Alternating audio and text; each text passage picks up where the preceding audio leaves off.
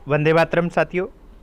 आज के इस वीडियो में हम बात करेंगे हिस्ट्री जो आरपीएससी द्वारा आयोजित हैं कॉलेज लेक्चर की परीक्षा हिस्ट्री पेपर फर्स्ट की, जो 2016 में आयोजित हुआ था। 2014 की वैकेंसी थी। और इस जो पेपर है इसमें जैसा हम सभी को पता रहता है कि हिस्ट्री का जो फर्स्ट पेपर है इसमें प्राचीन भारत का इतिहास रहता है, मध्यकालीन भारत का इतिहास रहता है और इतिहास में अनुसंधान रहता है। इतिहास में अनुसंधान के सभी प्रश्नों के उत्तर हम पहले एक वीडियो में कर चुके हैं। आज हम प्राचीन भारत के 50 प्रश्नों के उत्तर देखेंगे और नेक्स्ट वीडियो में मध्यकालीन भारत के 50 प्रश्नों के उत्तर देखेंगे। यानी हम प्राचीन भारत में हमारे हिस्ट्री में क्या पूछा गया उसकी बात करते हैं। जैसा कि स्क्रीन पे आपको दिख रहा है कि पहला क्वेश्चन था कि वजी महाजनपद कितने गणों का संघ था। वजी महाजनपद कितने गणों का संघ था? इसका उत्तर था 8। तो 8 ये गण थे। इसके बाद में नेक्स्ट क्वेश्चन है। अगला जो क्वेश्चन है वो है कि निम्नलिखित में से सर्वप्रथम पाकिस्तान के चोलिस्तान के रेगिस्तान में सरस्वती नदी के शुष्क तल पर बड़ी संख्या में सैंधव स्थल खोजने वाला कौन था? देखिए, पाकिस्तान के चोलिस्तान के रेगिस्तान में सरस्वती नदी के शुष्क जो तल था, यानी सरस्वती नदी प्राचीन काल में बहती थी, अब उसका शुष्क तल है, उस पर बड़ी संख्या में सैंधव स्थल किसने खोजे है? तो रफ़ीक मुग़ल ने खोजे हैं। तो रफ़ीक मुग़ल इसका उत्तर था। नेक्स्ट अगला क्वेश्चन है वो कि निम्नलिखित सैंधव स्थलों की भौगोलिक स्थिति के अनुसार दक्षिण से उत्तर की ओर व्यवस्थित कीजिए। तो इसमें दक्षिण से उत्तर की ओर सबसे दक्षिण में था भगतरव, उसके बाद में मेहगम यानी ए, बाद में डी, और उसके बाद में था राखीगढ़ी और फिर था आलमगीरपुर। यानी 2 नंबर इसका उत्तर रहेगा एडीसी। ये इसका उत्तर था तीसरे का। इसके बाद में नेक्स्ट क्वेश्चन की ओर बढ़ते हैं हम। अगला जो हमारा प्रश्न है वो है कि निम्नलिखित गणराज्यों की राजधानियों को सुमेलित कीजिए। अब ये सुमेलित करना है तो जो गंधार है, इस गंधार ऊपर दिख रहा है अपने को गंधार, इस गंधार की जो राजधानी थी वो थी तक्षशिला। तो ए का 2। इसके बाद में अगर देखिए जैसे ऐसे ऑप्शन वाले रहते हैं तो अगर इनमें ऑप्शन में फ़ायदा ये रहता है कि हमें कुछ एक चीज़ें ये आ रही हो तो हम बहुत अच्छी तरह से उत्तर कर पाते हैं। जैसे मानिए ये देखिए गंधार का क्या है कि तक्षशिला राजधानी है, यानी ए का क्या है, ए का 2 है। अब आप यहाँ देखें कि अगर ये वाला पोर्शन आप देखेंगे तो यहाँ ए का 2 केवल एक में ही है और किस में है? 2 नंबर में है। तो बाकी सारे अपने आप सुमेलित हो जाएंगे। यानी इनमें क्वेश्चन में अपना टाइम भी बचता है कि अगर अपने को अच्छी तरह से आ रहा है कि ए का 2 ही है तो ए का 2 देखेंगे तो ए का 2 केवल एक में ही है तो वो अपने आप ही उत्तर बन जाएगा। पर अब आप ये अपने बाकी देखें तो अंग का क्या है? चंपा राजधानी थी, अंग की चंपा थी, सूरसेन की मथुरा थी और कौशल की श्रावस्ती थी और गंधार की जैसे अपने देख ली है तक्षशिला थी। इस प्रकार से ये उत्तर नंबर 2 इसका रहेगा। नेक्स्ट क्वेश्चन, जो अगला हमारा क्वेश्चन है वो है कि निम्नलिखित में से कौन सा कथन सत्य नहीं है। नीचे जो कथन दिए गए हैं उनमें एक कथन सत्य नहीं है, वो हमें बताना है।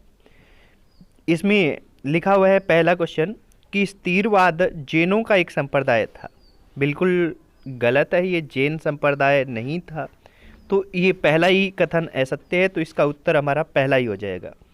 तो यहाँ जैसे अपने को पता चलता है कि अगर अपने को क्लियर कट आ रहा है, अपने को पहले से पता है कि स्थिरवादी जैन नहीं है, जैन का एक संप्रदाय नहीं है, ये एक बौद्ध संप्रदाय है, तो निश्चित तौर पर हम यहीं आगे बढ़ने की ज़रूरत ही नहीं रहेगी।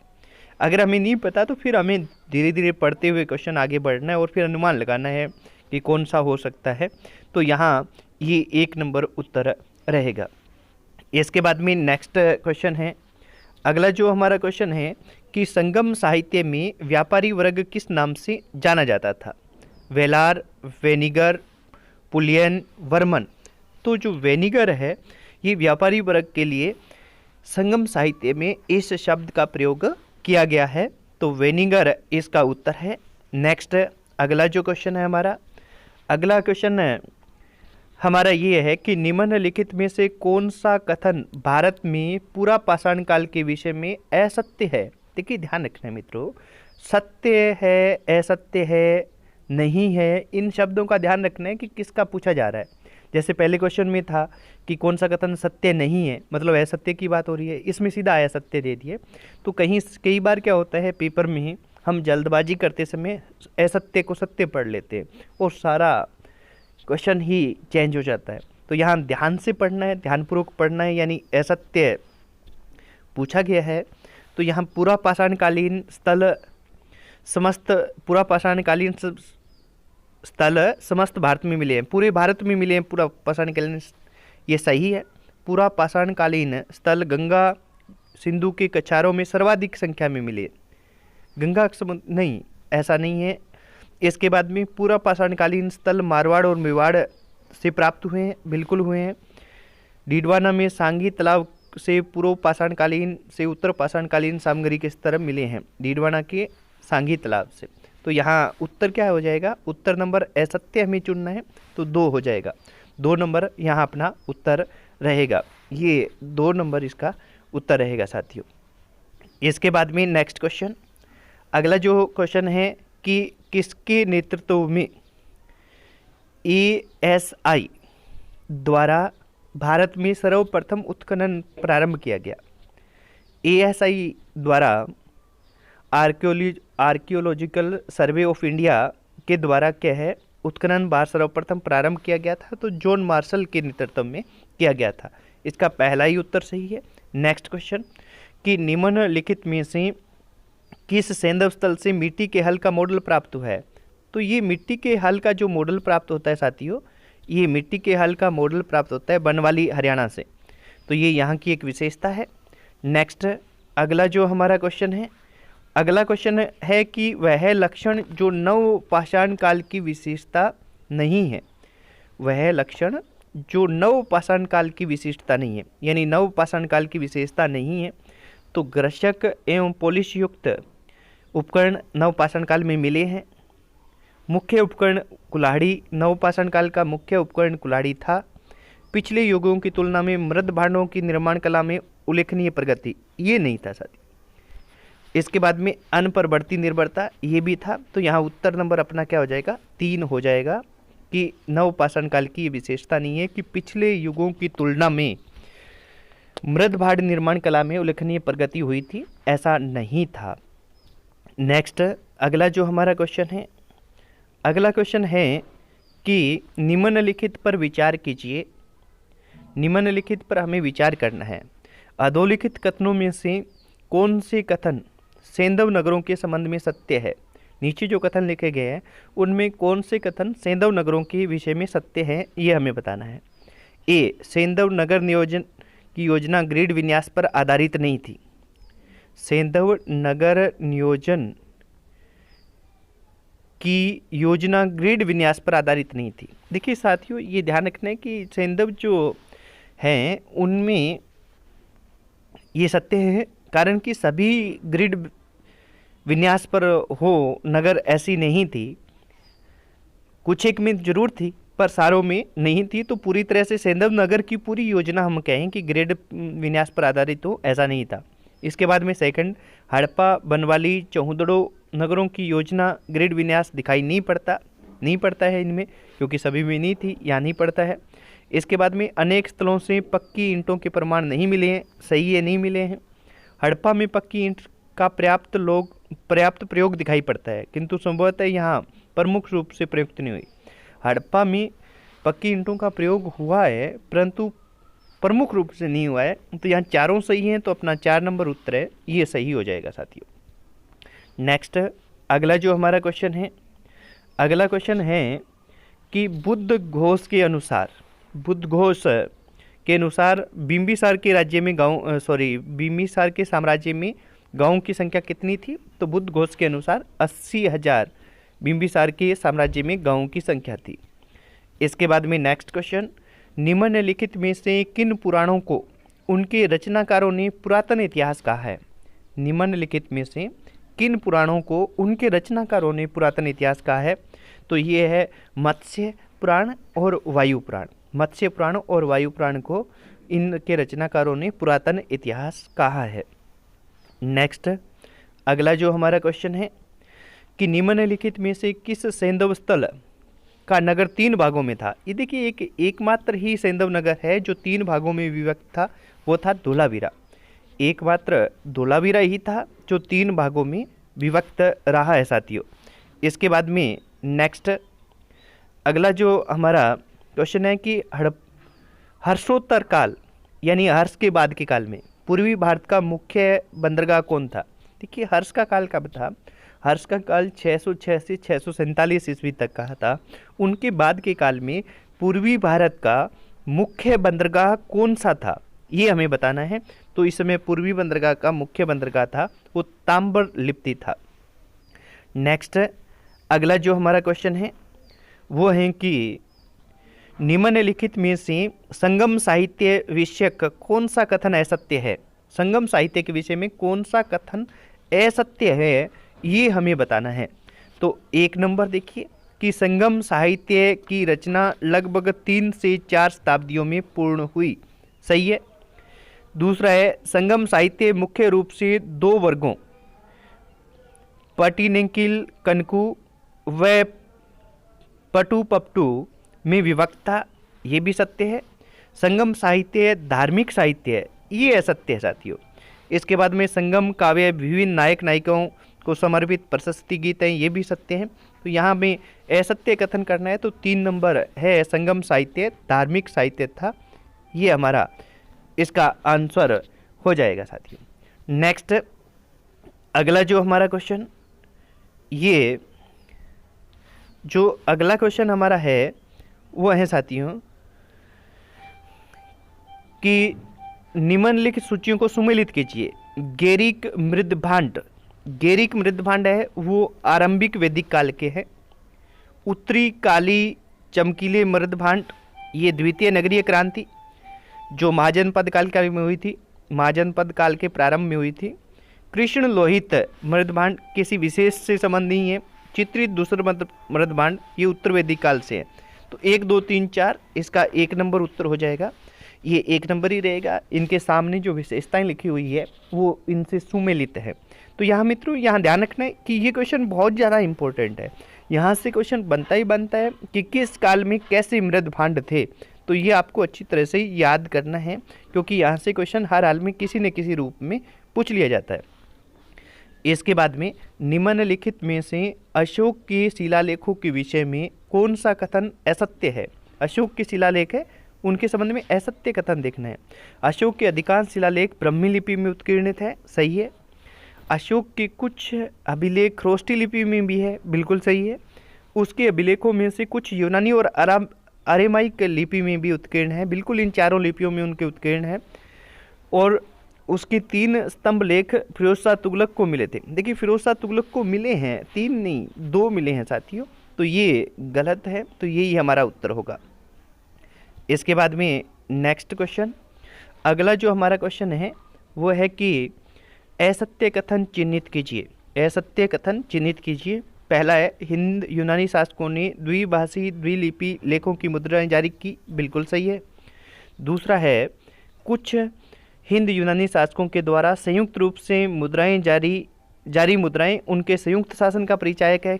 हाँ, संयुक्त रूप से मुद्राएं उन्होंने जारी की है, इससे पता चलता है कि उन्होंने वे संयुक्त रूप से शासन करते थे। इसके बाद में मुद्राएं शासकों द्वारा जारी की जाती थी। अन्य प्रतिष्ठान अथवा अभिकरण यथा नगर प्रशासन श्रेणियाँ इत्यादि स्वयं अपनी मुद्राएं जारी नहीं करते थे। ये देखिए शासकों के द्वारा जारी की जाती थी, ये बात सही है, पर यहाँ ध्यान रखना है कि अन्य नगर प्रशासन श्रेणियाँ इत्यादि ये भी अपनी जारी कर लेते थे। तो ये गलत है। नगरों के नाम यथा उज्जैनी मध्यमिका आदि की मुद्राएं भी प्राप्त हुई है, हाँ प्राप्त हुई है। तो यहाँ असत्य कथन है 3 नंबर, तो यहाँ हमारा 3 नंबर उत्तर रहेगा। अगला जो क्वेश्चन है वो हमारा क्वेश्चन है कि निम्नलिखित में से कौन सिकंदर के भारतीय सैनिक अभियानों में उसके साथ था। तो नियार्कस है, जो 2 नंबर है, नियार्कस ही उनके साथ था। तो यहाँ उत्तर ये रहेगा। नेक्स्ट आगे वाला क्वेश्चन है राजपूत काल 650 से 1000 ईस्वी से संबंधित निम्न में से कौन सा कथन सही नहीं है, वो बताना है अपने को। सामंतवाद का विकास हुआ, बिल्कुल हुआ। व्यापार एवं वाणिज्य में वृद्धि हुई, क्योंकि व्यापार वाणिज्य में यहाँ कोई ध्यान नहीं दिया गया था। इसमें स्वर्ण मुद्राओं का प्रचलन समाप्त हुआ, ठीक है। विदेशी व्यापार में कमी आई, ये भी ठीक है। तो असत्य में व्यापार और वाणिज्य में वृद्धि हुई, ये 2 नंबर उत्तर हमारा रहेगा।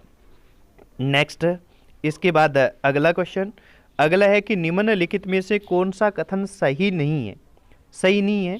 तो इसमें देखते हैं, पहला है त्रिपिटक बौद्ध धर्म का प्राचीनतम ग्रंथ है। त्रिपिटक जिसमें 3 पिटक हैं, बिल्कुल प्राचीनतम ग्रंथ है ये। अभिधम पिटक में मूलतः उन्हीं विषयों पर चर्चा मिलती है जिन विषयों पर सूत पिटक में मिलती है, सही है।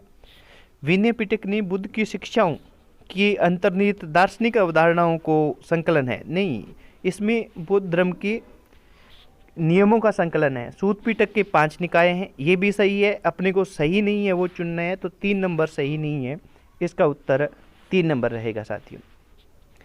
इसके बाद में नेक्स्ट क्वेश्चन, अगला जो हमारा क्वेश्चन है वो है कि निम्नलिखित पर विचार कीजिए। क्या करना है हमें? निम्नलिखित पर विचार करना है। थोड़ा सा ये देखिए, लिखा हुआ है कि निम्नलिखित पर कीजिए। अब विचार क्या करना है कि धर्मशास्त्र नामक ग्रंथों के अंतर्गत सम्मिलित थे। धर्मशास्त्र में कौन कौन सम्मिलित थे? धर्मसूत्र थे, स्मृतियाँ थी, स्मृतियों पर टीकाएँ थी, निबंध ग्रंथ भी थे, सभी है। तो धर्मशास्त्र में कौन सम्मिलित थे? सभी थे। सूत्र भी थे, स्मृतियाँ भी थी, स्मृतियों पर टीकाएँ भी थी और निबंध ग्रंथ भी थे। तो इसमें उपयुक्त सभी यानी चारों के चारों अपना उत्तर रहेगा। इसके बाद में नेक्स्ट क्वेश्चन, ये सामान्य क्वेश्चन है हिस्ट्री का, कि जैन ग्रंथ में 16 महाजनपदों का उल्लेख किस ग्रंथ में मिलता है? तो भगवती सूत्र अथवा भगवती सूत्र में मिलता है। इसके बाद में नेक्स्ट अगला क्वेश्चन, जो हमारा क्वेश्चन है कि निम्नलिखित में से फायान ह्वेनसांग इत्सिंग के विषय में कौन सा कथन सही नहीं है? कौन सा कथन सही नहीं है? ये तीनों चीनी यात्री हैं, अलग अलग समय में ये भारत आए हैं। इन तीनों ने अपने संस्मरण लिखे, ये तो सही है। जिनका अंग्रेजी में अनुवाद हुआ, ये सही नहीं है, अंग्रेजी में अनुवाद नहीं हुआ। तीनों ने भारत में अनेक वर्ष व्यतीत किए, यहाँ की भाषाएं सीखी, सही है। तीनों ने सारे देश का भ्रमण किया, सही है। फायान व इत्सिंग जिन राज्यों में गए उनके शासकों का उल्लेख नहीं किया, किंतु ह्वेनसांग ने हर्ष का पर्याप्त विवरण दिया है, सही है। तो इसका उत्तर सही नहीं है, वो बताना है। तो 1 नंबर इसका उत्तर रहेगा साथियों।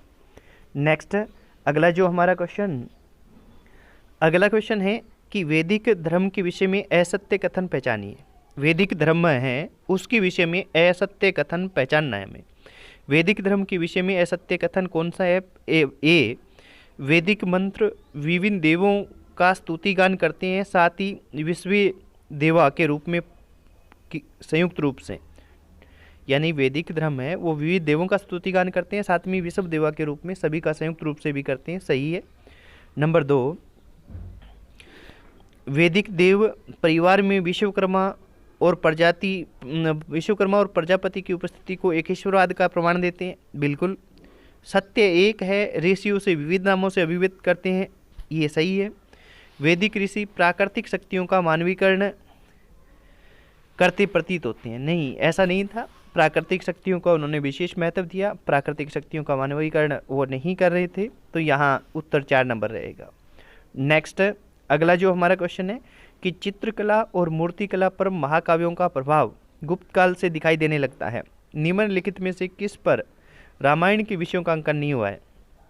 चित्रकला और मूर्तिकला है, पर महाकाव्यों का प्रभाव गुप्त काल से दिखाई देने लगता है, गुप्त काल से दिखाई दे रहा था। निम्नलिखित में से किस पर रामायण के विषयों का अंकन नहीं है? रामायण के विषयों का अंकन किस पर नहीं है, ये बताना है। देवगढ़ के दशावतार मंदिर के चबूतरे पर, पटकल के विरूपाक्ष मंदिर की उत्कीर्ण मूर्तियों पर, एलोरा के कैलाश मंदिर की दीवारों पर। रजमनामा है, इसमें महाभारत का अंकन, चित्र का अंकन नहीं है, विषयों का अंकन नहीं है। रजमनामा मुगल काल में लिखा गया था। ठीक है, इसके बाद में अगला क्वेश्चन जो हमारा है वो है कि निम्नलिखित में से किन संस्कृत कवियों ने अपने काव्यों के लिए विषय वस्तु महाभारत से ली है। महाभारत से ली है, तो यहाँ महाभारत से लेने वाले भारवी हैं, कुमारदास नहीं है, माघ है, क्षेमेंद्र है। महाभारत से इन तीनों ने लिए हैं, तो उत्तर नंबर 2 हो जाएगा साथियों, ACD।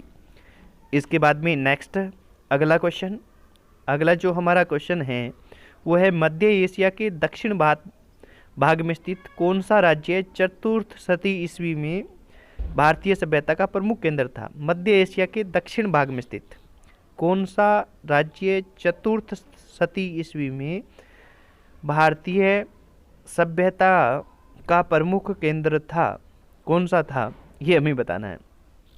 तो यहाँ ध्यान रखना ये खोतान है, खोतान पर इसका उत्तर रहेगा। नेक्स्ट अगला क्वेश्चन, अगला जो हमारा क्वेश्चन है कि दक्षिण पूर्वी एशिया में प्रथम हिंदू राज्य कौन सा था। दक्षिण पूर्व एशिया में श्रीविजय ये है, ये प्रथम हिंदू राज्य था। इसके बाद में नेक्स्ट क्वेश्चन की ओर बढ़ते हैं। अगला जो हमारा क्वेश्चन है कि चरित साहित्य और उनके लेखकों को सुमेलित कीजिए। का युगम सुमेलित नहीं है, कौन सा सुमेलित नहीं है। गौड़वो वाकपति, विक्रमांक देवचरित विलर्ण, भोज प्रबंध पद्मगुप्त ये नहीं है। इसके बाद में कुमारपाल चरित जयसिंह, ये तीनों हैं। बाकी उत्तर यहाँ 3 नंबर हो जाएगा, कौन सा सुमेलित नहीं है ये हमें बताना था। नेक्स्ट अगला जो हमारा क्वेश्चन है कि निम्नलिखित में से किस प्रतिहार शासक ने आदिवराह की उपाधि धारण की। ये कॉमन क्वेश्चन है। भोज ने आदिवराह की उपाधि धारण की है। इसके बाद में अगला क्वेश्चन कि अंतिम 4 तीर्थंकरों और उसके चिन्हों को निम्नलिखित युगों में कौन सा युगम सुमेलित नहीं है। महावीर से संबंधित सिंह था, पार्श्व से हाथी नहीं था, अरिष्टनेमी से शंख था, नेमी से नीलकमल था। तो यहाँ देखिए साथियों, ये क्वेश्चन भी इंपॉर्टेंट रहता है। जैसे मृद भांड हैं वो पूछे जाते हैं, वैसे ही ये तीर्थंकर और उनसे संबंधित चिन्ह पूछे जाते हैं। तो ये हमें सभी की याद होनी चाहिए। हर एक हिस्ट्री के कंपटीशन में यहाँ से क्वेश्चन आता है। नेक्स्ट अगला जो क्वेश्चन है हमारा वो क्वेश्चन है कि निम्नलिखित में से किस शासक के दरबार में तक्षशिला के यूनानी शासक एंटियोआल्किडास का राजपूत हीलियोडोरस आया था। तो ये हीलियोडोरस आया था, ये भागभद्र के शासनकाल में आया था, दरबार में आया था। नेक्स्ट अगला जो हमारा क्वेश्चन, अगला क्वेश्चन है कि निम्नलिखित वाक्यों में से कौन सा वाक्य शकों के विषय में सही कथन नहीं है। शकों ने यूईची जाति के बढ़ते दबाव के कारण बैक्टीरिया पर आक्रमण किया, सही है। बैक्टीरिया से आगे बढ़ते हुए उन्होंने ईरान के पार्थियनों पर और तदुपरांत भारत के यूनानियों पर आक्रमण किया, ये भी सही है। प्रथम शताब्दी ईस्वी पूर्व के मध्य तक शक मथुरा पहुंच चुके थे, बिल्कुल सही है। भारत में उन्होंने मुद्राओं पर यूनानी और प्राकार तक लेख का चयन बंद कर दिया, ये गलत है, यानी सत्य नहीं है, वो हमें बताना था। तो 4 नंबर सत्य नहीं है। इसके बाद में नेक्स्ट जो हमारा क्वेश्चन है कि नासिक व कार्ले की गुफाएं किसके राज्य में स्थित थी। शकों की, शुगों की, कर्दमकों की और सातवाहनों के शासन में नासिक और कार्लाइन गुफाएं स्थित थी। इसके बाद में नेक्स्ट जो हमारा क्वेश्चन है वो है कि विक्रमशिला विश्वविद्यालय के विकास में किस शासक ने महत्वपूर्ण योगदान दिया। तो देवपाल है, इन्होंने विक्रमशिला विश्वविद्यालय के जो हमारा विकास है उसमें महत्वपूर्ण योगदान दिए हैं। 100 गांव इन्होंने दान में दिए हैं इसको चलाने के लिए, तो इनका महत्वपूर्ण योगदान इसमें रहा है। नेक्स्ट, निम्नलिखित में से कौन से कथन वराहमिहिर के पितामह सिद्धांत के विषय में असत्य है। वराहमिहिर ने पितामह सिद्धांत दिया है, उसके संबंध में कौन सा असत्य है। यह सिद्धांत पंच सिद्धांतिका के पांचों सिद्धांतों में सर्वाधिक परिशुद्ध और अचूक है, यही असत्य है। इसके बाद में यह 5 छंदों में अभिव्यक्त हुआ है, ठीक है। पहले छंद में खगोलीय चर सम्मिलित हैं, सही है। इनमें चंद्रमास और तिथियों की गणना वेदांग ज्योतिष की तरह की गई है, सही है। तो इसका उत्तर नंबर 1 हो जाएगा। इसके बाद नेक्स्ट सुमेलित करने वाला क्वेश्चन है। सुमेलित करने वाले क्वेश्चन साथियों इजी रहते हैं, क्योंकि 4-5 में कहीं भी थोड़ा सा हमें अनुमान होता है तो हम सही उत्तर कर पाते हैं। जैसे इसमें पहला है वेदांग सूत्र के रचयिता बताना है अपने को। वेदांग सूत्र किसने रचना की है? तो वेदांग सूत्र की बादरायण ने रचना की है। अब देखो 3 नंबर पे है, यहाँ से आप 1 नंबर में 3 देखोगे तो केवल 1 में ही आ रहा है, 3 में, तो बाकी अपने आप पे सुमेलित हो जाएंगे। तो यहाँ ये रहता है। अब आप देखें, ये जो वेदांग सूत्र हैं इसकी रचना बादरायण ने की है। इसके बाद में वैशेषिक सूत्र की कणाद ने की है, योग सूत्र की पतंजलि ने की है और पूर्व मीमांसा की जेमिनी ने की है। तो यहाँ 3 नंबर उत्तर रहेगा। इसके बाद में नेक्स्ट क्वेश्चन, अगला जो हमारा क्वेश्चन है वो है कि भारतीय इतिहास के पूर्व मध्यकाल में, भारतीय इतिहास के पूर्व मध्यकाल में राज्य द्वारा भूदान एक सामान्य बात थी। राज्य द्वारा भूदान देना एक सामान्य बात थी। निम्नलिखित में से कौन सा कथन भूदानों के प्रभाव को ठीक प्रकार से व्यक्त नहीं करता? भूदान परिणाम स्वरूप कृषि का विस्तार हुआ, ठीक है, जिनको भूमि दान की गई कृषि करने लगे। ग्रामीण क्षेत्रों में ब्राह्मणों के एक वर्ग का प्रभाव बहुत पड़ गया, ये भी सही है। भूदानों के कारण जातियों का विस्तार हुआ। भूदान क्षेत्रों में सीमांत में रहने वाली जनजातियों को इन क्षेत्रों में कृषि क्रम में सम्मिलित कर समाज में अस्पृश्य जातियों में स्थान दिया गया। जनजातियों को, बिल्कुल सही है। तमिलनाडु में ब्रह्मोदय और अग्रहार क्षेत्र उर्व सभा ग्रामों के भाग थे, ये नहीं था। तो यहाँ उत्तर नंबर 4 है, वो ठीक प्रकार से भूदानों को व्यक्त नहीं करता। नेक्स्ट अगला क्वेश्चन है हमारा। अगला क्वेश्चन जो है कि पुलकेशिन द्वितीय के विषय में गलत कथन पहचानिए। गलत कथन कौन सा है? पुलकेशिन द्वितीय नहीं है, पुलकेशिन प्रथम है। प्रथम के विषय में गलत कथन पहचानिए। वह चालुक्य वंश का प्रथम स्वतंत्र शासक था, ठीक है। उसे अश्वमेघ, अग्निष्टोम और अन्य स्रोत यज्ञ कराने का श्रेय दिया जाता है, सही है। उसे अनेक विजयों का श्रेय दिया जाता है, अनेक जीत का श्रेय दिया जाता है, ऐसा नहीं था, अनेक जीत का श्रेय उसे नहीं दिया जाता। पुलकेशिन प्रथम ने अपने वदामीय विलेख में उल्लेख किया है कि वातापी में ध्रुव की नींव रखी थी, ये भी सही है। तो यहाँ असत्य कथन है, वो 3 नंबर है। तो यहाँ 3 नंबर इसका उत्तर रहने वाला है साथियों। नेक्स्ट अगला क्वेश्चन कि निम्नलिखित में से कौन सा कथन महान पल्लव शासक सिंह विष्णु के संबंध में सही सूचना देता है? सही सूचना कौन सा देता है? उसके आगमन के साथ ही महान पल्लवों का युग प्रारंभ हुआ, सही है। उसे चोल मंडल की विजय का श्रेय दिया जाता है, सही है। वह केरतार जुनिय के लेखक भारवी का संरक्षक था, ये भी सही है। मतविलास प्रश्न में उसका प्रशस्ति गान हुआ है, बिल्कुल सही है। तो यहाँ चारों के चारों सही है, यानी उत्तर नंबर 4 सही रहेगा साथियों। नेक्स्ट अगला जो हमारा क्वेश्चन है वो है कि थोड़ा सा इसको नीचे कर लेते हैं। अगला जो हमारा क्वेश्चन क्या है कि पल्लव वास्तुकला के विषय में निम्नलिखित में से कौन सा कथन सही है? पल्लव जो वास्तुकला है उसके विषय में कौन सा कथन सही है? ये पल्लव वास्तुकला अवशेष मालपुरम से प्राप्त हुए हैं, सही है। पल्लव वास्तुकला अवशेषों में गुहा मंदिर, एकाश मंदिर, संरचनात्मक मंदिर सम्मिलित हैं, सही है। पल्लव मंदिर अजंता और एलोरा मंदिरों की तुलना में छोटे और कम जटिल हैं, सही है। पल्लवकालीन 9 रथ मंदिर मिले हैं, जिनमें से 6 पास बने रथ मंदिर पांडवों और उनकी पत्नी के हैं, ये सही नहीं है।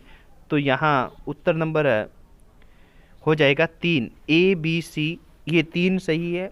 चौथा जो है वो इसका उत्तर है वो सही नहीं है साथियों, चौथा उत्तर सही नहीं है।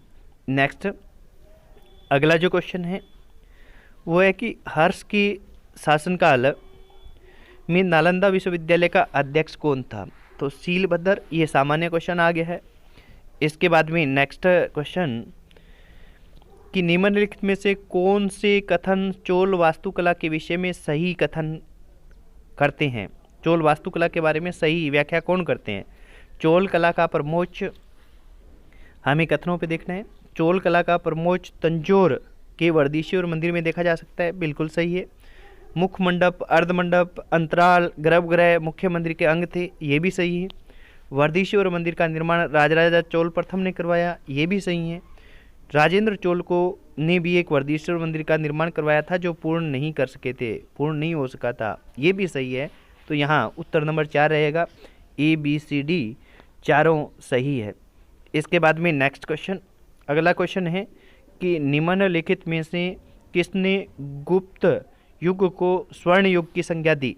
तो KM मुंशी है, इन्होंने गुप्त युग को स्वर्ण युग की संज्ञा दी है साथियों। इसके बाद में नेक्स्ट क्वेश्चन, अनेक वामपंथी इतिहासकारों ने पूर्व मध्यकाल को राजनीतिक विखंडन व आर्थिक पतन का काल माना है। उन इतिहासकारों के युगों को चिन्हित कीजिए जिन्होंने इस काल को कृषि के प्रसार के कारण क्षेत्रीय व उपक्षेत्रीय स्तर पर राज्य का निर्माण काल कहा है। किसको? पूर्व मध्यकाल के बारे में बात हो रही है साथियों। तो यहाँ BD चट्टोपाध्याय और हरमान फुल्के हैं जिन्होंने कृषि के प्रसार के कारण क्षेत्रीय उप क्षेत्रीय स्तर पर राज्य निर्माण का काल पूर्व मध्यकाल को कहा है। तो पहला ही इसका उत्तर रहेगा। इसके बाद में नेक्स्ट क्वेश्चन, अगला जो हमारा क्वेश्चन है वो है कि निम्नलिखित में से किन राजवंशों के साथ गुप्त शासकों ने अपनी स्थिति व प्रतिष्ठा बढ़ाने के उद्देश्य से वैवाहिक संबंध स्थापित किए। वैवाहिक संबंध किसके साथ? लिच्छवियों के साथ किए, वाकाटकों के साथ किए, नाग के साथ किए और कदम के साथ किए। उपयुक्त सभी इसका उत्तर रहेगा साथियों। मित्रों यहाँ ये ध्यान रखना कि नेक्स्ट वीडियो में हम मध्यकाल लेके आएंगे, पूरे पेपर सॉल्यूशन करवाएंगे। इसके लिए ऊपर दिए गए जो दिख रहा है आपको टेलीग्राम चैनल को जरूर ज्वाइन कर लें, जिस पर प्रतिदिन टेस्ट होती हैं इतिहास के टॉपिक के, और राजस्थान जीके का जो भाग है उसके प्रतिदिन दिए जाते हैं। और प्रतिदिन आप उस पे शाम को टेस्ट दे सकते हैं और पहले दिन आपको टॉपिक दे दिया जाता है कि कल शाम को किसका टेस्ट लिया जाएगा। तो आपकी एक अच्छी तैयारी इस रूप में हो सके, ऐसा हमारा प्रयास है। तो आप हमारे टेलीग्राम चैनल को ज़रूर ज्वाइन करें, हर हाल में ज्वाइन करें अगर आप इतिहास के विद्यार्थी हैं तो। नेक्स्ट, इसके बाद में किस पुस्तक में चंद्रगुप्त मौर्य को सकल जम्बूद्वीप स्वामी कहा गया है? किस पुस्तक में चंद्रगुप्त मौर्य को सकल जम्बूद्वीप स्वामी कहा गया है? तो ये उनको कहा गया है महावंश में। इसका उत्तर क्या है? महावंश पुस्तक इसका उत्तर रहेगी। साथ ही साथियों, अगर आपको लगता है कि हम आपके लिए यूजफुल वीडियो बना रहे हैं और ये सही रूप से आपके काम आ रहे हैं, तो आप इन वीडियो को शेयर ज़्यादा से ज़्यादा अपने साथियों में करें। नेक्स्ट, और आज का प्राचीन भारत का जो अंतिम क्वेश्चन है वो ये है कि गुप्त काल की मुद्राओं के विषय में कौन सा कथन असत्य है। जो गुप्त काल की मुद्राएं हैं उनके बारे में अपने को असत्य कथन बताना है।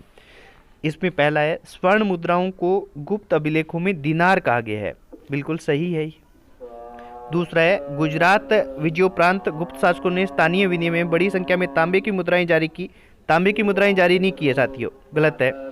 गुप्त मुद्राओं व युद्ध कलाओं में के प्रति, ये मतलब कुल मिला के अपना उत्तर नंबर 2 इसका उत्तर रहेगा। और आज के वीडियो में अपने इतना ही साथियों, ज़्यादा से ज़्यादा इसे शेयर करें।